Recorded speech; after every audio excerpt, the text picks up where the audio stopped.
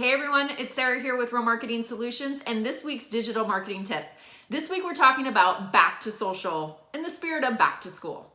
If you've taken time off over the summer on your social media, it can be really hard to get back in the swing of things, myself included. I took some time off in July and I've just kind of found myself floundering in August with no real strategy of what I really wanted to accomplish. So trust me, I took my own advice on this and did it myself, and I wanted to share it with you.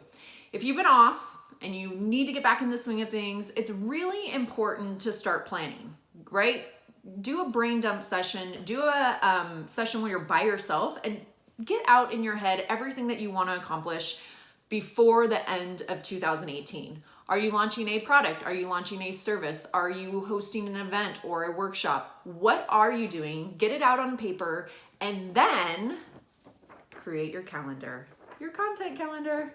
Yeah, this is what I like to do. I am not an Excel person at all. If you give me an Excel spreadsheet, it's like crushing my creativity, but I can write for days, and actually writing is my thing. I like to write out what I'm doing, what I need to have done, and then my team and I then go through this calendar and we decide who's gonna do what I need to do, and then we can batch our content.